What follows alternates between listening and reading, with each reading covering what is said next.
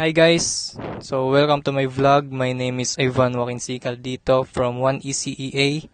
And ang goal ko ay ma-share sa inyo kung ano yung naging journey ko sa course na ito at kung ano yung lesson na nahirapan ako, kung ano yung mga naging activities namin at kung ano yung naging reflection ko sa mga yon. And yun na, let's go!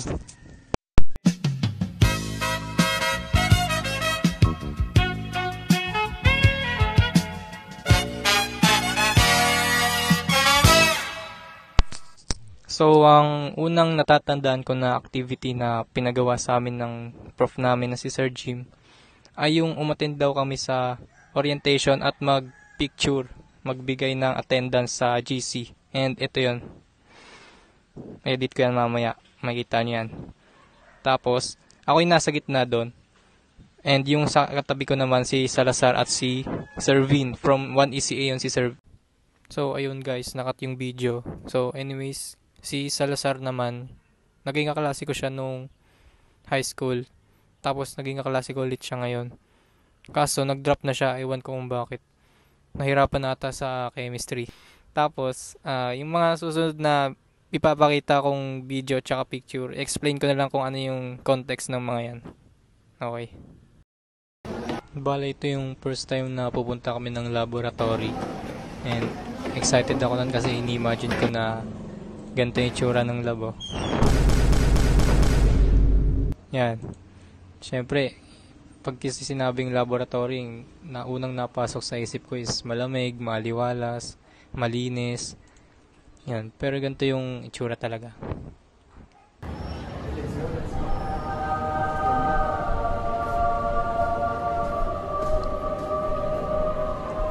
Para sa akin, okay lang naman yung ganong lab.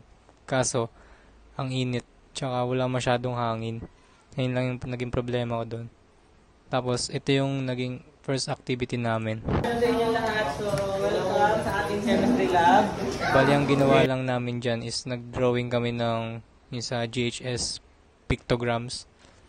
Tapos, inalam namin yung kung ano yung safety data sheet, ano yung safety sa lab, ganun. Yun lang. Nag-drawing kami dyan, oh. Dami nan.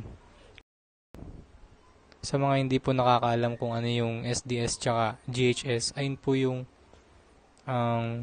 safety information lang about sa chemical. At tsaka sa yung GHS, ayun yung symbol, mga label, kung ano yung hazard ng isang chemical. At yung SDS naman, ayun yung lahat ng information about sa chemical din. Ito po yung second experiment namin.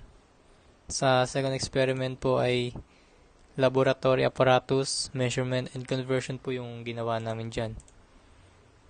Ito yung activity na medyo natuwa ako kasi may halong math at first time rin namin gamitin yung iba't ibang gamit sa laboratory.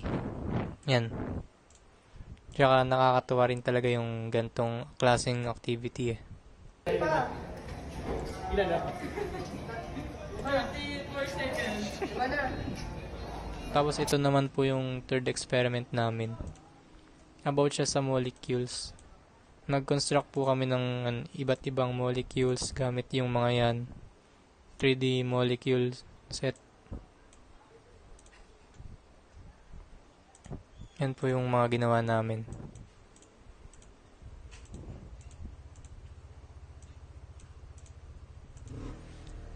Tapos yung next experiment namin ay about sa macromolecules. Ayun po yung protein, carbohydrates, and lipids. Ayan po. Ito yung pinakamatrabahong activity na ginawa namin. Gawa nung ang daming proseso tsaka kailangan mong hugasan yung mga aparatus kada palit-palit ng paggagamitan. In-observe po namin kung ano yung magiging epekto ng paghalo ng lipid tsaka water, lipid tsaka alcohol, lipids tsaka bleach. Yun. Ano yung naging itsura, ano yung reaction ng lipids, kung anong naging reaction nila. Yan. So ayun, hanggang dun lang yung naging hands-on activity namin kasi yung experiment 5 and 6 ay di na natuloy kasi wala ng oras dahil nawala ng pasok.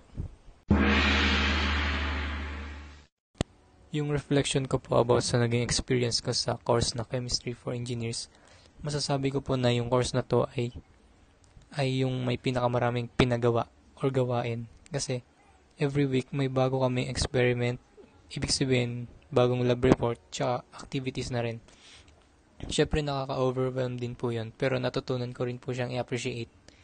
Tapos sa lectures naman po, ang pinaka nahirapan po ako is yung sa balancing nuclear reaction.